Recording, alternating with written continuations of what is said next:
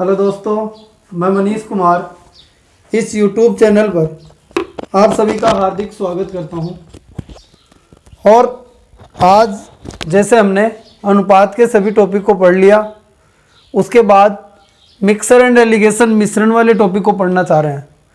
इस वीडियो को शुरू करने से पहले मैं आप सभी से कहता हूं कि इसे अधिक से अधिक सब्सक्राइब करें, लाइक करें और शेयर करें और बेल आइकन को दबा दें।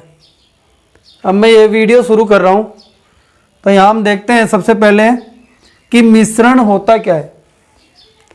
तो मिश्रण के बारे में बताने से पहले आपको मैं ये बता दूं कि इसकी परिभाषा, इसका परिचय पता होना चाहिए और क्वेश्चनों को करने से पहले इसके बारे में पता होना चाहिए। तो मिश्रण वह दो या दो से अधिक मात्राओं को यदि मिलाकर तीसरी मात्रा में कन्वर्ट कर दिया जाता है तो उसे मिश्रण कहते हैं। कोई भी दो या दो से अधिक मात्राएं जिनको मिलाकर तीसरी मात्रा में बदल दिया जाए तो वो मिश्रण कहेंगे। और मिश्रण एक ऐसा टॉपिक है जिसके अंदर सभी टॉपिकों के क्वेश्चन हैं। जैसे लाबानी का भी एक क्वेश्चन मिश्रण में बन जाता है, अनुपात का भी एक क्वेश्चन मिश्रण में बनेगा, ऐसे ही साधारण ब्याज का भी एक क्वेश्चन मिश्रण में बनता है और अलग अलग प्रकार की कैटेगरी से क्वेश्चन इसके उठ के आ जाते हैं। रेलगाड़ी से संबंधित भी एक क्वेश्चन मिश्रण से बन जाता है। तो यहाँ देखना, सबसे पहले आपको ये ध्यान रखना है कि दो अलग अलग प्रकार की मात्राएं हैं। दोनों ऐसी मात्राएं होनी चाहिए जिनकी यूनिट सेम हो। यूनिट सेम का मतलब ये मूल्य है तो ये भी मूल्य होगा। ये भाव है यानी रुपए प्रति किलोग्राम है तो ये भी क्या होगा, भाव होगा। ये कोई एक वस्तु है तो ये भी वस्तु होगी। तो कहने का मतलब ये हुआ, ये आयु का अनुपात है तो दोनों जगह आयु होगी।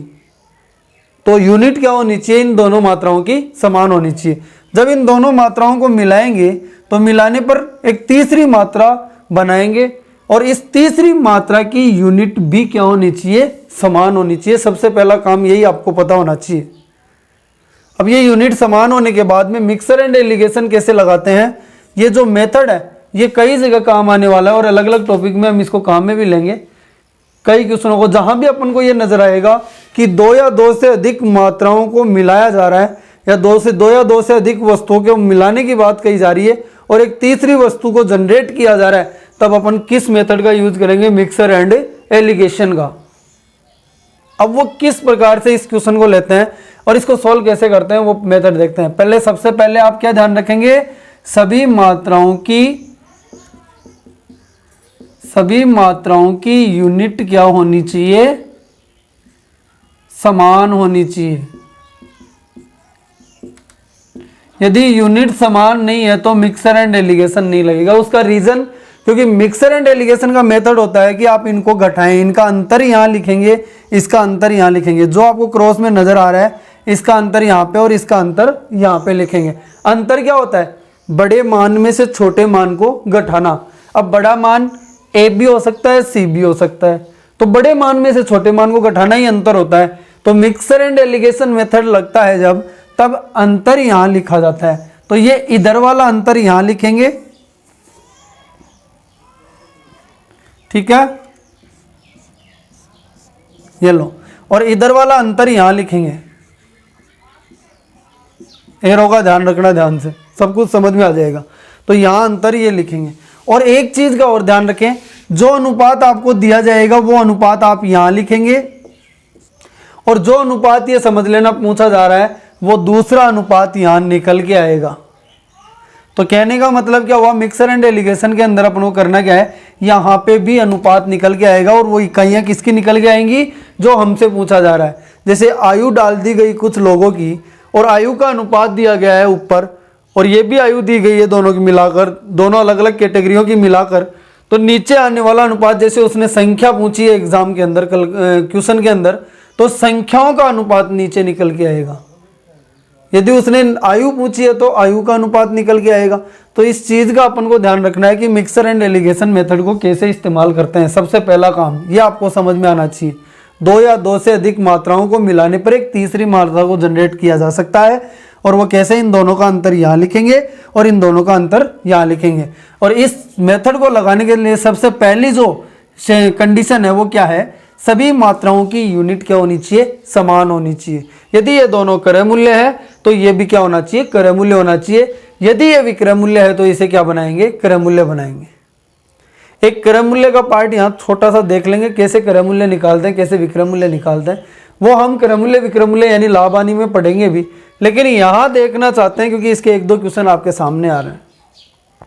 ठीक है, तो यहाँ अब मैं इसके बाद में इन क्वेश्चनों को सोल्व करने जा रहा हूँ।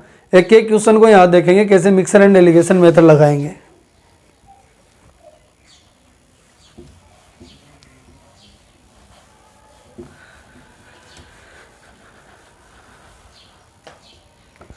सबसे पहला क्वेश्चन,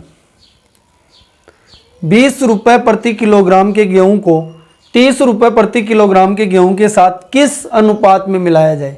यानी आपको भाव का अनुपात ऊपर दे रहा है। एक क्या है वैल्यू, 20 रुपए प्रति किलोग्राम, दूसरी क्या है 30 रुपए प्रति किलोग्राम, यानी भाव है। और इसको कैसे मिलाया जाए, मिलाने से मिश्रण का औसत क्रय मूल्य क्या हो जाए, यानी ये भी क्रय मूल्य दे रखे हैं, भाव ही तो दे रखे हैं ना, यानी दोनों क्रय मूल्य दे रखे हैं और वो बोल रहा है कि औसत क्रय मूल्य कितना हो जाए, 26 रुपए प्रति किलोग्राम हो जाए। देखो तीनों यूनिट सेम है, ये भी भाव, ये भी भाव और ये भी भाव, और तीनों भाव किसके हैं, क्रय मूल्य यानी खरीदी गई वैल्यू के।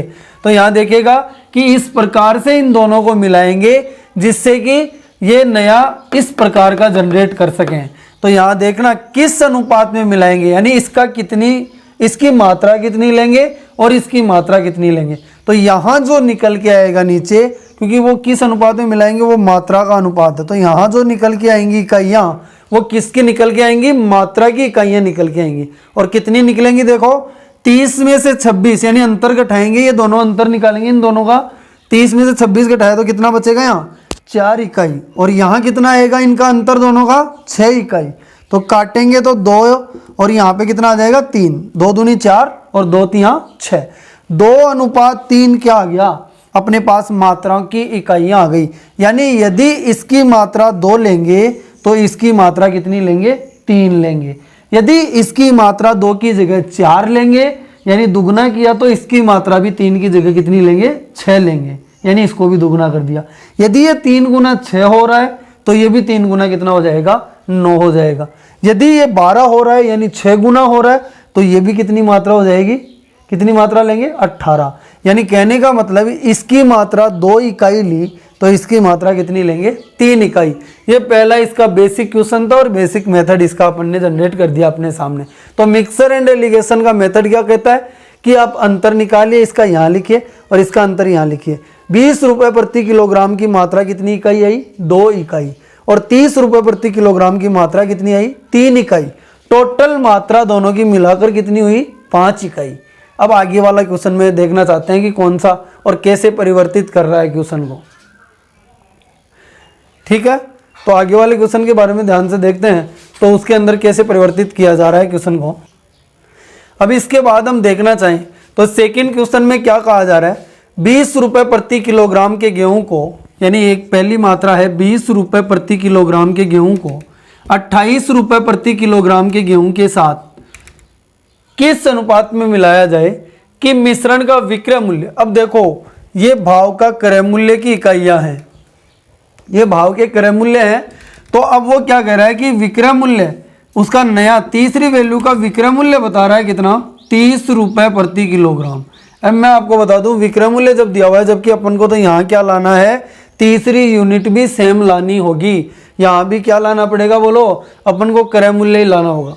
अब एक चीज़ हमने अभी तक लाभ हानि पढ़ी नहीं, लेकिन इसका बेसिक तो अपन जानते ही हैं कि 20% लाभ कमाने की बात कर रहा है वो, तो 20% लाभ, क्योंकि आपको बता दूं लाभ और हानि की वैल्यू की तुलना हमेशा किसके साथ की जाती है, क्रय मूल्य के साथ। लाभ और हानि की वैल्यू की तुलना किसके साथ की जाती है, क्रय मूल्य के साथ, यानी 1/5। तो हमेशा नीचे वाला मान क्या रहेगा, क्रय मूल्य। तो देखो 20% लाभ बताया तो क्रय मूल्य कितना है बोलो, 5। लाभ का मतलब क्या होता है, बढ़ाना, ठीक है। तो 5 में 1 लाभ बढ़ाएंगे तो बोलो विक्रय मूल्य कितना होगा, 6। बोलो सही है ना, 5 इकाई क्रय मूल्य, 1 लाभ बढ़ाएंगे तो विक्रय मूल्य कितना है, 6। ये ध्यान रख लेना, जब उसने 20% लाभ दिया है तो स्पेशल कैटेगरी का क्वेश्चन है। इस चीज को ध्यान रखना है। तो 6 इकाई का मान उसने कितना दे रखा है, बोलो 30। कितना दे रखा है, 30। 1 इकाई का मान कितना, 5। तो बोलो क्रय मूल्य कितना हो जाएगा, 25। 25 रखेंगे, ना कि यहाँ 30 रखेंगे। ये ध्यान रखना जरूरी था। यहाँ कितना रखेंगे भाई, 25 रखेंगे, ना कि 30 रखेंगे, क्योंकि अपन को यहाँ क्रय मूल्य निकालना जरूरी था। उसने विक्रय मूल्य दे रखा था। और क्रय मूल्य और विक्रय मूल्य, जब क्रय मूल्य अपन को निकालना हो, विक्रय मूल्य दिया हुआ हो, तो अपन अनुपातिक रेशियो के द्वारा ही निकालेंगे, सूत्रों पे नहीं जाएंगे। जैसे मैं आपको टॉपिक पढ़ाऊंगा लाभ हानि का, उसमें आपको एक एक चीज पकड़ में आ जाएगी कि 6 इकाई का मान, यार 5 में 1 लाभ कमाया तो विक्रय मूल्य कितना हुआ, 6। 6 का मान 30 दिया था, 1 का मान 5 है, तो 5 का मान कितना हो जाएगा, 25। अब यहाँ देखिएगा, जब आपने क्रय मूल्य रख लिया तो अब आप अनुपात बता सकते हैं मात्रा के, मात्राओं के अनुपात, यानी 20 रुपये प्रति किलोग्राम के कितने गेहूं होंगे निकालेंगे, इनका अंतर निकालेंगे तो कितना आया, 3 इकाई। और इधर कितना आ जाएगा, बोलो 5 इकाई। ठीक है। अब आपको यही बताना था कि किस अनुपात में मिलाया जाएगा ये गेहूं। ये दोनों वस्तु हैं, किस अनुपात में मिलाई जाएंगी, 3:5 में मिलाई जाएंगी, जिससे कि नया गेहूं कितने रुपए प्रति किलोग्राम का बन जाएगा, 25 रुपए प्रति किलोग्राम का बन जाएगा। ठीक है। अगले वाले क्वेश्चन को देखते हैं, ध्यान से देखना है, यहाँ तक अपन को समझना था इसको। अब यहाँ जो क्वेश्चन नंबर 3 है, उसके अंदर आपको कुछ मात्रा भी दी जा रही है। यहाँ रेशियो नहीं पूछ रहा, देखो ध्यान से। एक गेहूं है 37 रुपए प्रति किलोग्राम का, और दूसरा गेहूं है जो चावल है, यहाँ एक दूसरा है 48.40 रुपए प्रति किलोग्राम का, वाले 25 किलोग्राम। अब देखो ये 25 किलोग्राम एग्जैक्ट मात्रा दी हुई है, ये 25 किलोग्राम एग्जैक्ट मात्रा है। जो मात्रा का अनुपात तो नीचे आएगा तो वहां रखना पड़ेगा इसको। तो क्या बोला उसने, 2 अलग अलग प्रकार की मात्राएं हैं मेरे पास। अब उन दोनों को मिलाया जाए तो मिश्रण की जो नई मात्रा बनती है वो 46 रुपये प्रति किलोग्राम, बेचने से 15% लाभ हो। तो बेचने का मतलब क्या होता है भाई, अरे बेचने का मतलब क्या होता है, विक्रय मूल्य। तो इसका मतलब ये विक्रय मूल्य ही दे रखा है, जबकि यहाँ तो अपन को क्या रखना पड़ेगा, क्रय मूल्य रखना पड़ेगा। तो हम क्या करेंगे फिर, यहाँ पे देखिएगा ध्यान से, 15% लाभ का मतलब कितना हुआ, बोलिए 3/20, 5 तिया 15, 20 पंजू 100, 15/100 यानी 3/20, यानी क्रय मूल्य कितना 20, लाभ कितने का 1 का, तो विक्रय मूल्य कितना 23, लाभ 3 का, तो विक्रय मूल्य कितना 23। तो 23 यूनिट का मान कितना दिया बताओ उसने, वहां देखिए ध्यान से, 23 यूनिट का मान कितना दिया, 25 किलोग्राम। तो 23 यूनिट का मान कितना 46, 1 यूनिट का मान कितना 2। तो बताइए क्रय मूल्य कितना आ जाएगा, 40 रुपए प्रति किलोग्राम। तो यहाँ विक्रय मूल्य ना रखकर पहले क्या रखेंगे, क्रय मूल्य रखेंगे 40 रुपए प्रति किलोग्राम। अब यहाँ पे अंतर निकाल कर वो जो अपना अनुपात आएगा, रेशियो आ जाएगा। तो यहाँ देखिए, यहाँ अंतर निकालेंगे तो 8.40 और यहाँ अंतर निकालेंगे तो कितना आ जाएगा 3। अब देखिए यहाँ पे 2 बिंदु है, तो यहाँ इसको पॉइंट को उठाएंगे तो ये 840 हो गया और ये 300 बन जाएगा। एक बिंदु से एक बिंदु काट दे तो 84 और 30, इसको काट सकते हैं आप कितने से, यहाँ पे देखे तो 42 और यहाँ देखे तो 15, 42:15, 42:15 बन गया। अब यहाँ 3 से कटता होगा शायद, बिल्कुल 3 से कटता है, 14 तिया 42 और 5 तिया 15। अब यहाँ पे ध्यान से देखिए, यानी मात्राओं का अनुपात आ चुका है। पहले आप यहाँ देखिए, ये किसकी मात्रा है, 37 रुपए प्रति किलोग्राम की मात्रा कितनी है, 14 इकाई, और 5 इकाई किसकी है, 48.40 रुपए प्रति किलोग्राम की। जबकि 5 इकाई की जगह उसने कितना दिया था, 25 किलोग्राम दिया था भाई। कितना दिया था, 5 इकाई का मान 25 किलोग्राम, 1 इकाई का मान 5 किलोग्राम। तो यहाँ इसकी मात्रा कितनी आ जाएगी, बोलो 14 पंजू 70 किलोग्राम। 70 किलोग्राम किसकी मात्रा आ जाएगी, यहाँ ध्यान से देखेगा, 70 किलोग्राम आ जाएगी अपनी 37 रुपए प्रति किलोग्राम की मात्रा। कितने चावल, क्योंकि इसी की पूछी थी, कुल पूछता तो कुल से गुणा कर देता। ये ध्यान रखने योग्य बात थी। यहाँ नीचे नहीं दिखाई दे रहा तो मैं एक बार दोबारा सही कर देता हूँ इसको। यानी आप यहाँ करेंगे तो 84 और अनुपात यहाँ 30 बच जाएगा और इसको काटोगे तो कितना आ जाएगा 14 और 5। 5 इकाई का मान 25 किलोग्राम, तो 1 इकाई का मान 5 किलोग्राम। तो बताओ 37 रुपये प्रति किलोग्राम के कितने गेहूँ थे? 70 किलोग्राम गेहूँ। ये लो, आप इसको कर सकते हैं। अगला क्वेश्चन देखते हैं। एक बार फिर से समझा देता हूँ, कोई दिक्कत नहीं है, एक बार समय लग जाएगा, शुरुआत में है। मिक्सर एंड एलिगेशन का मेथड समझ में आना चाहिए आपको। यहाँ ध्यान से देखिए, 37 रुपये प्रति किलोग्राम एक दे रखा था, दूसरा ये दे रखा था, तीसरे का विक्रय मूल्य दिया था, यानी 15% लाभ पर बताया था। तो 15% लाभ का मतलब 3/20, यानी 20 जब क्रय मूल्य है तो 3 का लाभ तो कितना हो जाएगा 23। 23 का मान कितना दे रखा है 46, 1 का मान कितना 2, तो फिर 1 का मान 2 है तो 20 इकाई का मान कितना 40। 40 अपना क्रय मूल्य आ गया। यहाँ रखा अपन ने, इनका अंतर निकाला 8.40, इनका अंतर निकाला 3। इनको काटेंगे रेशियो के अंदर तो 14:5 आ जाएगा, यानी 14 इकाई मात्रा इसकी और 5 इकाई मात्रा इसकी। 5 इकाई का मान 25 दिया था, 1 इकाई का मान 5, तो 14 इकाई का मान 70 किलोग्राम। अगला क्वेश्चन देखते हैं।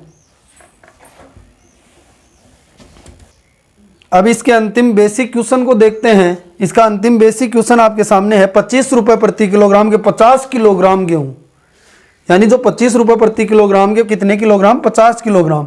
तो ये भाव था एक, तो एक देर का है 30 रुपये प्रति किलोग्राम की वस्तु, इसको मिलाएंगे तो यहाँ बोला है उसने क्रय मूल्य दिया है तो 28 डायरेक्ट रख देंगे, 28 रुपये प्रति किलोग्राम। तो यहाँ रेशियो निकाल लेंगे। अब जो आएगा अपने पास वो क्या आ जाएगा, मात्राओं का अनुपात आ जाएगा। तो मात्राओं का अनुपात यहाँ कितना आया 2 और यहाँ कितना आया 3। अब देखिए अंतर निकालते हैं, यहाँ हमेशा याद रखना आप, और दोनों ही समान चिन्हों वाली वैल्यू है तो अंतर हमेशा घटेगा, असमान चिन्हों वाली वैल्यू है तो अंतर हमेशा जुड़ता है।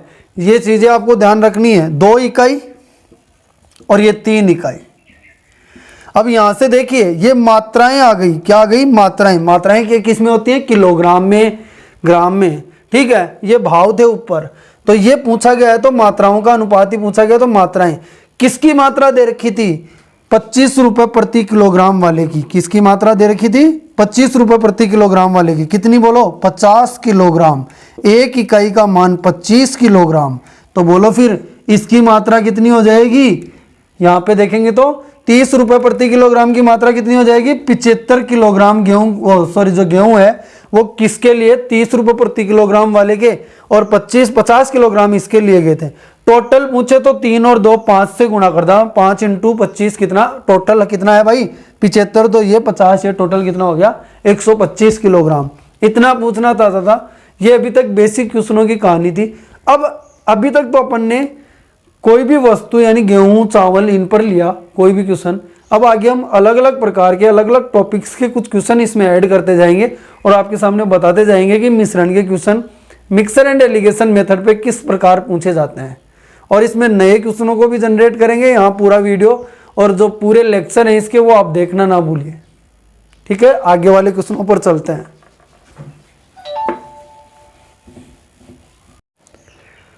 तो उन्हीं के बेस पर ये 4 प्रॉब्लम और आपके सामने रख दी गई, उनको हम सॉल्व करते हैं। तो कैसे करेंगे, सबसे पहला क्वेश्चन आपके सामने ये नजर आ रहा है कि एक कार्यशाला में 7 तकनीकी विशेषज्ञों का औसत मासिक वेतन 1200 रुपये है।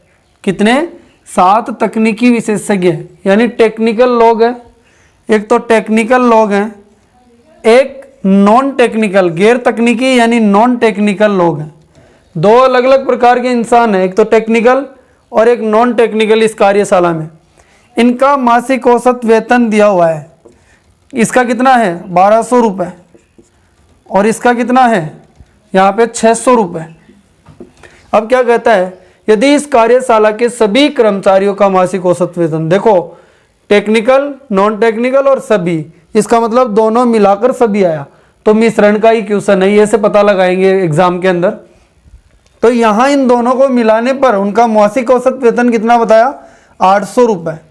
तो यहाँ पर जब आप इनका अंतर निकालते हुए मिक्सर एंड एलिगेशन लगाएंगे तो आपको यहाँ पे अनुपात मिलेगा नीचे जो पूछा गया है। क्या पूछा है उसने, संख्याएं पूछी है कर्मचारियों की, तो संख्या का अनुपात आपको यहाँ मिलने वाला है। किसका अनुपात मिलने वाला है, संख्या का। तो देखो कितना मिलता है, यहाँ पे कितना आएगा अंतर 200, और यहाँ अंतर कितना आएगा बोलिए, इधर वाला 400। तो यहाँ इसको काटें तो कितना अनुपात बन गया, 1:2 इकाई, यानी 1 इकाई और 2 इकाई, 1 यूनिट 2 यूनिट। ये क्या आई, ये क्या है, टेक्निकल लोगों की संख्या, ये क्या है, नॉन टेक्निकल लोगों की संख्या, और टोटल मिला के ये क्या है, 3 इकाई कुल कर्मचारियों की संख्या।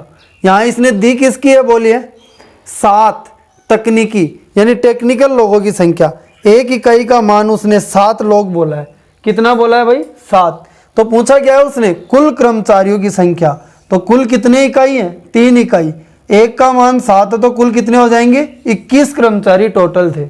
यदि बोलना चाहें नॉन टेक्निकल लोग कितने होंगे, तो 2 इकाई। 1 इकाई का मान 7 है तो 2 इकाई का मान कितना होता, 14 हो जाता। लेकिन उसने ये पूछा नहीं था, उसने केवल कुल कर्मचारियों की संख्या पूछी थी। तो कितनी थी बोलिए, 21। 1 का मान उसने 7 दिया था, 1 का मान कितना था, 7। इसलिए ये नॉन टेक्निकल लोगों की तो कितनी हो जाएगी, 14, और टोटल कितने होंगे, 21। ये क्वेश्चन था, इसको आप ध्यान से देख सकते हैं। ऐसे ही ये क्वेश्चन देखो औसत वेतन पे आया, और इस प्रकार से ये क्वेश्चन आयु पे आ रहा है, ये क्वेश्चन मजदूरी पे आ रहा है, रुपए पे आ रहा है, और ये क्वेश्चन देखे तो पर्सनों की संख्या पर आ रहा है। तो अलग अलग अंदाज में क्वेश्चन पूछे जाएंगे, और उन सभी क्वेश्चनों को हम एक एक करके देखेंगे। इसके बाद आगे वाला क्वेश्चन देखते हैं। क्वेश्चन नंबर 2 का सॉल्यूशन देखते हैं। तो यहाँ 2 के सॉल्यूशन में यहाँ देखा जाए तो देखो क्वेश्चन को पढ़ो ध्यान से, क्वेश्चन को पढ़ते ही समझ में आ जाएगा कि एक विद्यालय है, उसमें पूरे कितने छात्र हैं, 600 विद्यार्थी हैं। लड़कों की औसत आयु 12, लड़कियों की औसत आयु 11, यानी लड़के और लड़कियां, और उन सब की औसत आयु बीच में दे रखी है, तो वो बीच में रखेंगे सी का मान। ठीक है, तो यहाँ देखिए ये भी एक मिश्रण का क्वेश्चन है, और नीचे संख्याओं के बारे में पूछा गया है। तो देखिए यहाँ किसका अनुपात दिया हुआ है आपको, आयु का, और कितना कितना, ये 12 वर्ष और ये 11 वर्ष, इनको मिलाकर 11 वर्ष 9 माह है, ये दिया हुआ है। अब देखेगा यहां इसके बारे में अब आगे देखना चाहे तो इस जगह क्या हो जाएगा, अंतर निकालते हैं तो यहाँ पे संख्या का अनुपात आएगा, कितना आएगा यहाँ पे, तो 9 माह बच जाएगा। अब माह संख्या में यूज नहीं होता लेकिन अनुपात में कट जाएगा, और इधर कितना बचेगा बोलिए, 3 माह। ठीक है, माह कट गया यानी अनुपात आ गया 9 इकाई और 3 इकाई। तो 9 इकाई और 3 इकाई, 9 इकाई किसका है, लड़के और गर्ल्स, यानी लड़के और लड़कियां। लड़कों की संख्या कितनी इकाई, 9 इकाई, लड़कियों की संख्या 3 इकाई। तो वहां उसने क्या दिया था, कुल दिया था आपको, विद्यार्थी कुल दिए गए थे। तो टोटल यहाँ कितना इकाई हो गई, 12 इकाई। 12 इकाई का मान दिया था उसने 600 विद्यार्थी, तो 1 इकाई का मान कितना होगा, 50 विद्यार्थी। जब 1 इकाई का मान 50 विद्यार्थी, तो लड़कियों की संख्या कितनी होगी, तो देखो लड़कियों का अनुपात ये रहा। तो 3 इकाई का मान कितना हो जाएगा, 150 लड़कियां थी और बाकी 450 लड़के थे। ठीक है, यहाँ ध्यान से देख लो, बहुत आसान है। अब अगले क्वेश्चन में चलते हैं, जो एक परिवर्तित करके दिया गया है, बहुत अच्छा क्वेश्चन है, एग्जाम में आने वाले अगले दोनों क्वेश्चन, और उनको ध्यान से हम देखते हैं।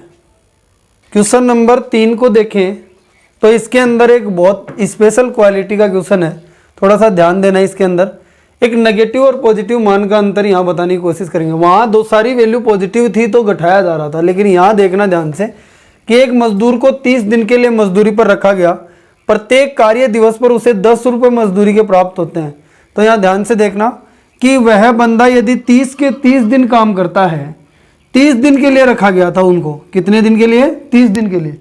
यदि वह बंदा रोजाना आता है, यानी हमेशा आया, एक कैटेगरी ये बन रही है, एक हमेशा नहीं आए, 2 कंडीशन बन सकती है ना इनकी। देखो मैं आपको अलग अलग और अलग प्रकार से सॉल्यूशन बता दूंगा, लेकिन ये समझना जरूरी है।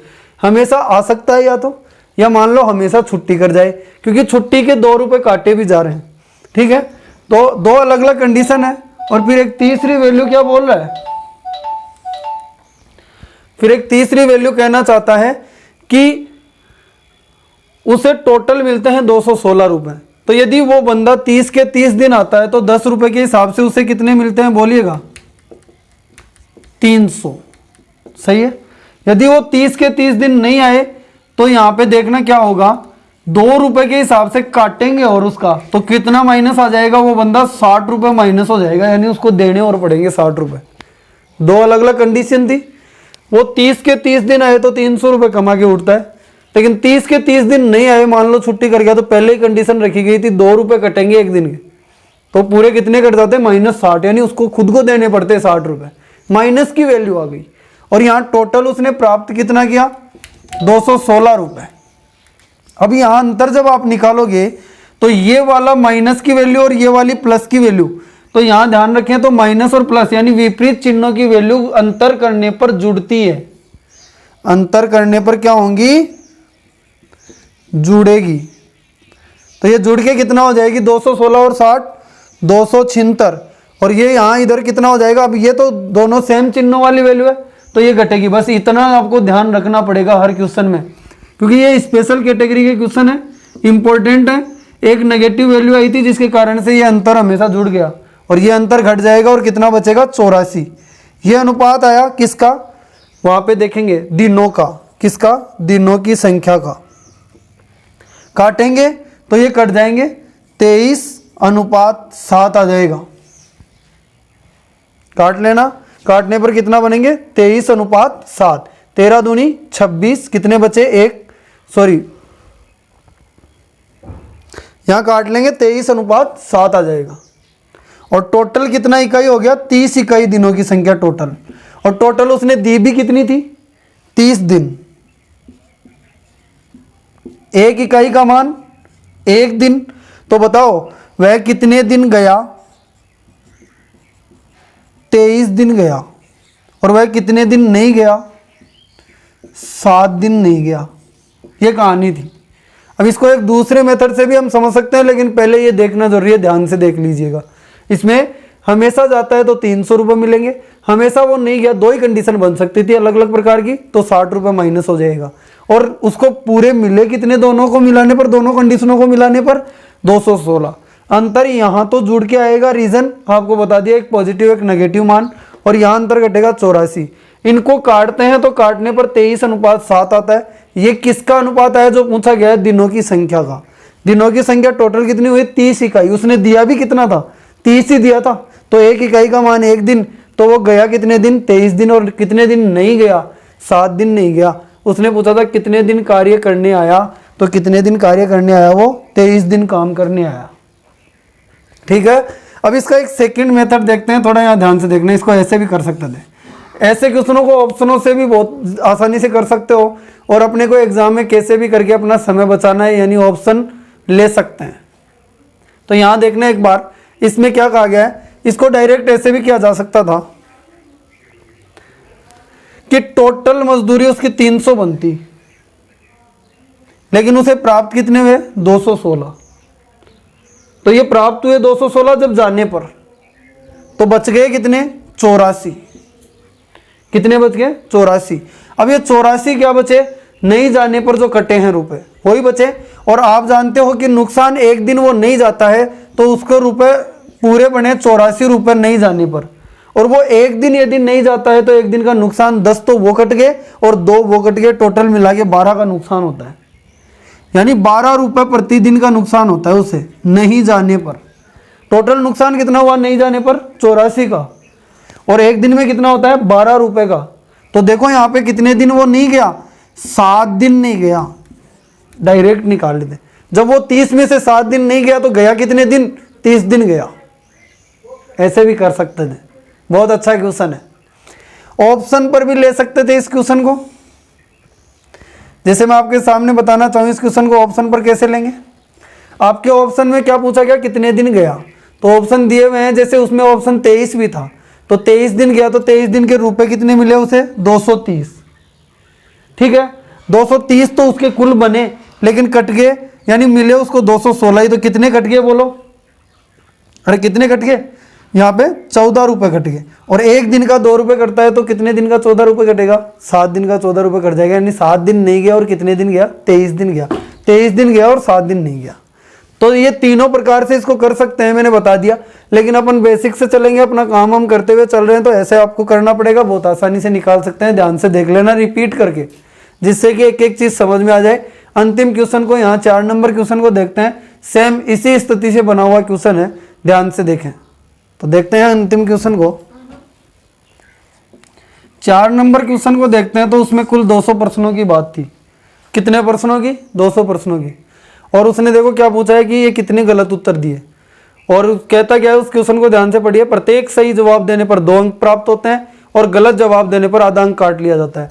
यानी सही जवाब यदि वो बंदा सारे सही देता तो एक कंडीशन उसको 400 अंक मिलते हैं, सही है ना। यदि वो सारे सही नहीं देता, सारे गलत कर देता, एक कंडीशन ये भी बन सकती है, सारे गलत भी हो सकते हैं, तब उसे नुकसान कितने का हो जाता? आधा अंक करता है तो 100 का नुकसान हो जाता। 200 क्वेश्चनों का आधे के हिसाब से नुकसान कितने का होता? 100 अंक माइनस में आ जाता। सही है कि नहीं है? अब यहाँ से देखो ध्यान से कि इस जगह से बनाते हैं तो उसे मिले कितने अंक? 300 अंक। अब नीचे आएगी जो संख्या, वो क्या किस चीज की होगी, वो चीज अपन देखना चाहते हैं। नीचे आने वाली संख्या अंकों की, यहाँ सॉरी क्वेश्चनों की होगी कि कितने उत्तर सही हुए कितने गलत, यानी क्वेश्चनों की संख्या। नीचे संख्या का अनुपात आपके सामने आ रहा है, तो यहाँ देखिएगा ये अंतर तो क्या होगा? जुड़ेगा। एक पॉजिटिव और नेगेटिव मान 400 हो गया, और ये अंतर क्या हो जाएगा? घट जाएगा, यानी 100 हो गया। 4:1। 4 क्या है? 4 इकाई सही उत्तरों की संख्या, गलत उत्तरों की संख्या 1 इकाई। टोटल कितने? 5 इकाई। जबकि उसने टोटल कितने दिए थे? एक चीज हमेशा ध्यान रखना, जो टोटल संख्या आपको दी हुई है उसका ही अनुपात नीचे निकल के आएगा, ठीक है। तो 5 इकाई का मान उसने कितना दिया? 200%। 1 इकाई का मान 40, तो उसने गलत उत्तर, यही तो था 1 इकाई, तो कितने गलत उत्तर दिए उसने? बोलो। 40 गलत उत्तर दिए। 40 प्रश्नों का जवाब उसने गलत दिया, और कितने सही दिए? 160 प्रश्नों का सही जवाब दिया उसने। ये क्वेश्चन था। इसको सेकंड मेथड से भी देख सकते हैं, ध्यान से देखिएगा एक बार। ऐसे बोला जाता, आपको पता है कि टोटल नंबर बनेंगे 400, उसमें से मिले 300, तो कट गए कितने? बोलो। 100 कट गए। अब 100 नंबर कटे, पूरे 100 अंक कटे। अब 100 अंक कटे एक दिन का, यानी एक पर्सन पर कितना नुकसान होता है? 2.5 का। जब 100 अंक पूरे घटे, 2.5 अंक प्रति पर्सन का नुकसान होता है। तो कितने? 2.5 अंक एक पर्सन गलत होने पे होता है, तो 100 अंकों का नुकसान कितने पर्सनों पे हो गया? इसको सोल्व कर लो, 2.5 का भाग लगा दो। तो 100 में 2.5 का भाग लगाएंगे 2.5 का, तो पॉइंट को हटाएंगे तो एक 0 लग जाएगा, यानी कितने? 40 गलत हो गए। तो फिर 200 में से 40 गलत हो गए, तो सही कितने हुए? 160। ये कहानी थी, ध्यान से अपन को समझना था, ठीक है। आगे और अलग अलग प्रकार के क्वेश्चनों की बातें करते हैं, यहाँ तक एक बार रखते हैं, आगे देखते हैं।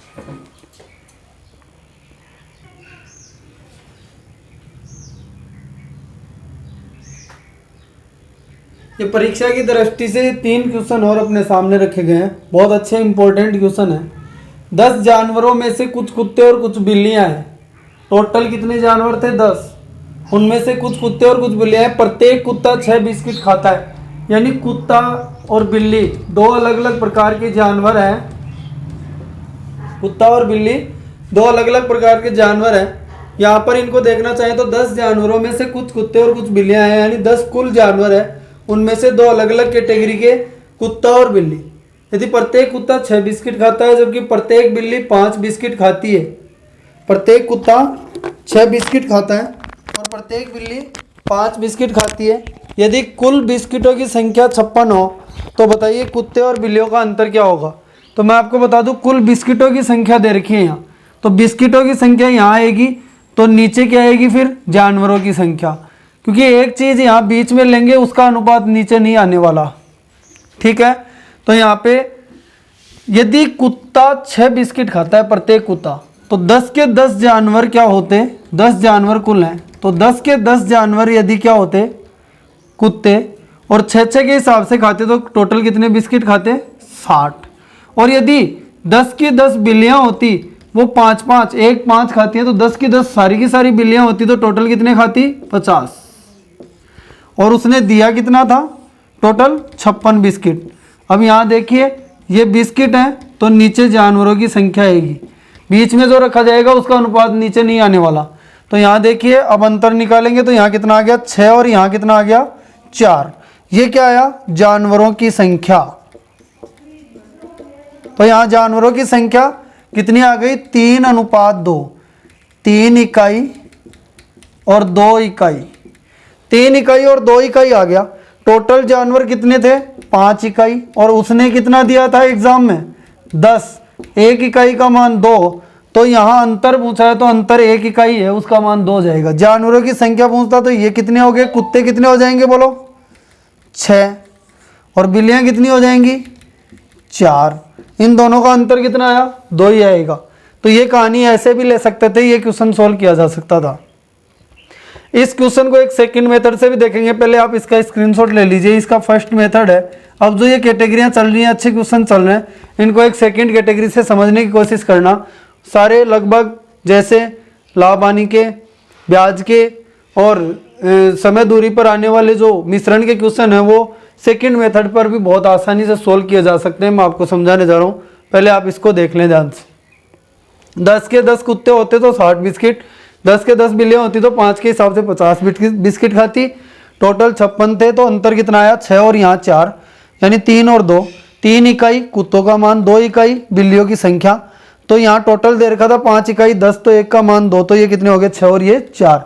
इनका अंतर कितना हो गया बोलो 2। ये आंसर आ गया मेरा। ठीक है, एक सेकंड मेथड से देखना, ये समझने की कोशिश करना, बहुत अच्छा मेथड है। एग्जाम में इसको सोल्व किया जा सकता है इसके द्वारा। इसको ऐसे भी ले सकते थे कि भैया बिस्किटों की संख्या अलग अलग प्रकार से दर्शाई जा रही है। कम किसका है पहले लिख लो, बिल्ली और कुत्ता। ये 5 खाता है, ये 5 बिस्किट खाता है, 5 ये भी खाता है लेकिन 1 एक्स्ट्रा खाता है। बोलो सही है ना। ये 5 खाता है, प्रत्येक बिल्ली कितना खाती है 5, और ये 5 तो ये भी खाता है लेकिन 1 एक्स्ट्रा खाता है। जो वैल्यू यहाँ कॉमन है खाने की वो टोटल जानवरों की कितनी हो गई 5, उसको टोटल जानवर से गुणा करेंगे तो बिस्किटों की संख्या कितनी हो गई 50। तो ये कॉमन तरीके से खा गए 50, तो ये क्या कर गए कॉमन तरीके से खा गए। टोटल बिस्किट कितने थे 56 थे, तो बचे कितने 6 बिस्किट। अब ये कॉमन तरीके से जो खा गए वो तो इनके हो चुके हैं, लेकिन ये एक्स्ट्रा किसके थे कुत्तों के, जो बच्चे कितने हैं 6 बिस्किट एक एक करके कितने कुत्तों को जाएगा। ये क्या है 1 बिस्किट प्रति कुत्ता। ठीक है, तो यहाँ देखिएगा ध्यान से, तो कितने कुत्तों को जाएगा 1 बिस्किट प्रति कुत्ता, यानी 6 बिस्किट बचे हैं तो कितने कुत्तों को जाएगा 6 कुत्तों को, यानी 6 तो कुत्ते थे। तो बिल्ली कितनी थी 10 - 6 4, तो इसका अंतर कितना हो जाएगा 2 अंतर हो गया। ऐसे भी कर सकते थे। यहाँ ध्यान से देखिएगा, जो एक्स्ट्रा होता है उसका लाके भाग शेष में लगा देंगे, आंसर वो भी आ जाएगा। कुत्तों की संख्या 6 आई तो बिल्ली कितनी हो जाएंगी 4। एक बार दोबारा समझ ले इसको। बिल्ली 5 खाती थी, 5 ये भी खाता है लेकिन 1 एक्स्ट्रा खाता है। कॉमन जो मान है उसको कुल जानवरों की संख्या से गुणा करेंगे तो टोटल बिस्कुट कितने हुए 50 तो ये कॉमन में बट गए। अब जो एक्स्ट्रा बचे हैं वो कितने बच गए 6। ये 6 बिस्किट टोटल जाने एक एक करके कितने कुत्तों को जाएंगे, यानी 1 का भाग लगा दो कितने कुत्तों को 6 कुत्तों को, यानी 6 कुत्ते आ गए तो 4 क्या हो गई बिल्लियां। ऐसे भी कर सकते थे। टॉप मेथड मैंने आपको बता दिया। इनके आगे वाले क्वेश्चन को देखते हैं ध्यान से।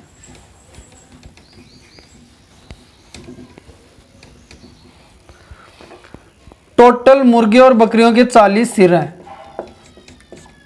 कितने सिर है 40 सिर है तथा 100 टांगे हैं। तो यदि आप मध्य में सिर लेते हो तो सिर के अनुसार काम करना पड़ेगा, और मध्य में टांगे लेते हो तो टांग के अनुसार काम करना पड़ेगा। अब देखिए 100 टांग आपने बीच में लिखा तो नीचे सिर का मतलब क्या हुआ जानवरों की संख्या। अरे जितने सिर होंगे उतने ही तो जानवर होंगे। 1 सिर है तो 1 जानवर, 2 सिर है तो 2 जानवर। ठीक है, तो यहां देखना ध्यान से, जानवरों की संख्या का अनुपात आपके सामने नीचे आएगा। ऊपर यदि ध्यान से देखें 40 सिर बोला तो 40 जानवर है। 40 के 40 जानवर यदि मुर्गे होते हैं, 40 के 40 जानवर क्या होते हैं मुर्गे, तो बताओ उनकी टांगे कितनी हो जाती है। एक मुर्गे की कितनी टांग होती है 2, तो 40 मुर्गों के टांगे, क्योंकि यहाँ टांग निकालना जरूरी है, बीच में आपने टांग रखा है, तो कितने हो जाते हैं 80 टांग। और यदि 40 की 40 क्या होती बकरियां, तो एक बकरी के 4 टांग, तो 40 की 40 बकरियों के 160 टांग। अब यहाँ अंतर निकाल दो, तो यहाँ संख्या 60 आ गई और यहाँ कितनी आएगी 20। 3:1 जो आया, 3 इकाई और 1 इकाई, ये क्या है? मुर्गे और बकरियों की संख्या। मुर्गों की 3 इकाई और बकरियों की 1 इकाई, टोटल मिला के 4 इकाई। 4 इकाई का मान उसने दिया कितना है? 40 सिर। 1 इकाई का मान 10। तो बताओ मुर्गे कितने थे? 30 मुर्गे थे। और ये कितने थे? 10। बकरियां 10 थी। ऑप्शन से भी कर सकते हो, बहुत जल्दी से हो सकता है कि भाई 30 मुर्गे थे, एक मुर्गे के 2 टांग, तो 30 मुर्गे के 60 टांग, और 10 क्या थे भाई बकरियां? एक बकरी के कितनी? 4, तो 10 बकरियों के 40, तो 40 और 60 100 गई। ऑप्शन से कर सकते हैं, लेकिन ये आपको समझना जरूरी था। इसका सेकंड मेथड इस पे यूज करते हैं, एक बार इसको देख लेना ध्यान से, रिपीट करके समझ में आ जाएगा। सेकंड मेथड कैसे लेंगे? कम वाला पहले लिख लो। कम वाले यानी कम टांगे किसकी होती हैं? मुर्गों की। मुर्गे और बकरी 2 टांग होती हैं, टांग का लिख रहे हैं अपन यहाँ, और 4 इसके होते हैं, यानी 2 तो होती हैं, 2 क्या हो गई? एक्स्ट्रा। ठीक है। अब जो कॉमन है 2, उसको अपन पूरी संख्या से गुणा करेंगे 40 से, तो टोटल टांग कितनी हो गई? 80। और कुल टांग कितनी थी बोलो? 100 दी थी उसने, तो बची कितनी? 20। 20 टांग में एक्स्ट्रा का लाके भाग लगाएंगे तो बकरी की संख्या आ जाएगी 2 टांग प्रति बकरी। यानी यहाँ पे टांग से टांग कट गई, कितनी बकरी थी? 10 बकरी थी। तो फिर मुर्गे कितने बच गए? 40 में से 10 बकरियां, तो मुर्गे कितने? 30। मुर्गे कितने बच जाएंगे? 30 मुर्गे। ऐसे भी करके आप निकल सकते थे। ये तरीका आपके इन बड़े बड़े क्वेश्चनों में काम आने वाला है, इसलिए मैंने इसको जनरेट कर दिया। आगे भी बहुत अच्छे अच्छे अलग अलग टॉपिक्स के क्वेश्चन आने वाले हैं। इसके बाद देखते हैं लास्ट वाले क्वेश्चन को।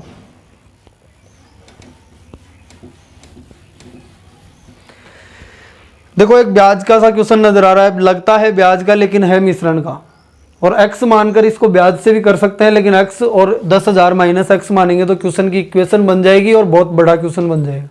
तो मिक्सर एंड एलिगेशन से करें। 10,000 रुपए की टोटल राशि थी, कुछ राशि आईसीआई बैंक में जमा कराई उसने और कुछ राशि प्राइवेट फाइनेंसर। तो इसमें 2 बैंकों के बारे में बताया गया है। 10,000 रुपए की धनराशि, आप बीच में धनराशि रख नहीं सकते क्योंकि उसने धनराशि तो पूछी है, तो आप दूसरा डेटा बीच में कौन सा रखेंगे? ब्याज का। ब्याज 1200 रुपये, दोनों कंडीशनों को मिलाने पर मिलता है ब्याज, तो यहाँ भी आपको ब्याज लिखना पड़ेगा। और ब्याज किस किस के लिए? आईसीआईसीआई बैंक में। ब्याज किस किस के लिए? आईसीआईसीआई बैंक में कितना ब्याज मिला और प्राइवेट फाइनेंस में कितना मिला। तो आईसीआईसीआई बैंक आप जानते हैं कि मूलधन इंटू दर इंटू समय बटा 100 करते हैं तो साधारण ब्याज प्राप्त होता है। 1 वर्ष का समय है तो 10,000 मूलधन है गुणा 1 इंटू दर कितनी है? 10 बटा 100 करते हैं तो ब्याज कितना मिलेगा? 1000। और यहाँ पे करते हैं 10,000 मूलधन गुणा दर कितनी है? 20%, दूसरे के लिए गुणा समय 1 बटा 100 करते हैं तो यहाँ ब्याज बनेगा 2,000 का। तो ये ब्याज आ गए तीनों जगह के, तीनों स्थितियों के, ये कुल का, ये दोनों की अलग अलग कंडीशन का। अंतर निकालेंगे तो अंतर जो आएगा और यहाँ जो अनुपात बनेगा वो बनेगा मूलधन का अनुपात। कितना आएगा? यहाँ पे 800 और यहाँ पे 200। अब देखिए ये अनुपात कितना बन गया? 4:1।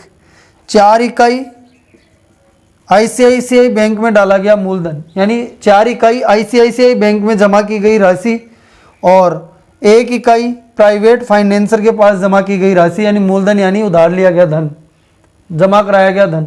ठीक है। टोटल राशि कितनी? 5 इकाई बराबर 5 इकाई का मान कितना हो गया? यहाँ 5 इकाई का मान जो दे रखा है उसने, टोटल मूलधन 10,000 रुपये, 1 इकाई का मान 2,000 रुपये। तो बताइए यहाँ उसने प्राइवेट फाइनेंस में कितने रुपए जमा कराए? 2,000 रुपये तो उसने प्राइवेट फाइनेंस में जमा कराए थे, और आईसीआईसीआई बैंक में उसने कितने रुपए जमा कराए थे? 8,000 रुपये जमा कराए थे। उसने पूछा आईसीआईसीआई बैंक में कितनी धनराशि जमा की, तो 8,000 रुपये की धनराशि जमा की। बेसिक से करते हैं तो इसमें इक्वेशन बनेगी, उन इक्वेशंस को सोल्व तो कर सकते हैं लेकिन उनमें टाइम लग जाएगा। एक मूलधन x मानेंगे, दूसरे का 10,000 माइनस x हो जाएगा, ठीक है। और दोनों को इक्वल करवाना पड़ेगा ब्याज, और उसमें जाते हैं तो कंडीशन अपनी क्या हो जाएगी, समीकरणों में बदल जाएगी और वहाँ अपन को टाइम लग जाएगा। इसका जब सेकंड मेथड देखते हैं, ये आपने समझ लिया, देखो उसी प्रकार से हो जाएगा। मिक्सर एंड एलिगेशन का क्वेश्चन है, क्योंकि दो अलग अलग प्रकार की कंडीशन में वैल्यू डाली गई थी और एक तीसरा मिलाकर ब्याज उसने दिया था, तो इसको अपन ने मिक्सर एंड एलिगेशन अलाउ कर लिया था। अब यहाँ डायरेक्ट सेकंड वाला पार्ट देख लो, इसका सेकंड मेथड से कैसे कर सकते थे। ये बड़े क्वेश्चन सेकंड मेथड से बहुत आसानी से कंप्लीट होंगे। जैसे कल भी आपके सामने मैं इसके सेकंड पार्ट में बहुत अच्छे से क्वेश्चन डालूंगा, समय दूरी से संबंधित भी क्वेश्चन आएगा, लाभ हानि का एक क्वेश्चन भी आएगा, तो अलग अलग भागों में इसके क्वेश्चन जरूर पड़े हैं मिश्रण के। तो यहाँ देखना सेकंड मेथड के द्वारा इसे कैसे करते हैं। एक है ICICI और एक है प्राइवेट फाइनेंसर। दर इसमें कितनी है 10%, इसमें 20%, यानी 10% इसमें है और 10% एक्स्ट्रा है, यही बात है ना, समझना इसको ध्यान से।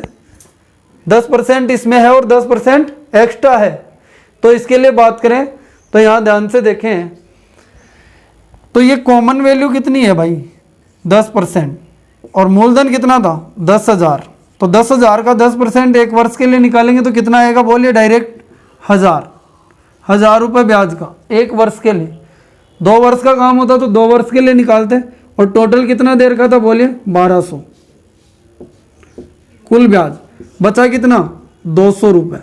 अब 200 रुपये में एक्स्ट्रा का लाकर भाग लगा देंगे तो इसका क्या आ जाएगा, मूलधन आ जाएगा, यानी 10% का भाग लगाएंगे। 10% का मतलब क्या हुआ, यहाँ सोल्व करें तो 200 बटा 10 बटा 100 सोल्व करेंगे आगे तो कितना आ जाएगा, यहाँ देखेगा 200 बटा 10 गुणा ऊपर जाएगा 100, तो काट लिया कितना आ गया, बोलिए 2,000 रुपये कहाँ जमा कराता है वो, प्राइवेट फाइनेंसर के पास। तो बाकी रुपए कितने हैं 8,000, जो जमा कहाँ करवाता है ICICI बैंक के अंदर। इसलिए ऐसे इन क्वेश्चनों को देख सकते हैं, और यहाँ और आगे अच्छे अच्छे क्वेश्चन मैं आपके सामने लेकर आऊँगा, लेकिन ये पहले भाग में आज के लिए इतना ही काफ़ी है। और इससे भी अच्छे अच्छे क्वेश्चन आपके सामने होंगे, मिक्सर एंड एलिगेशन में सोल्व होते हैं। आप लेक्चर नंबर 2 को भी देखना ना भूलें, क्योंकि बहुत मज़ा आने वाला है। बहुत बहुत धन्यवाद। जय हिंद, जय भारत।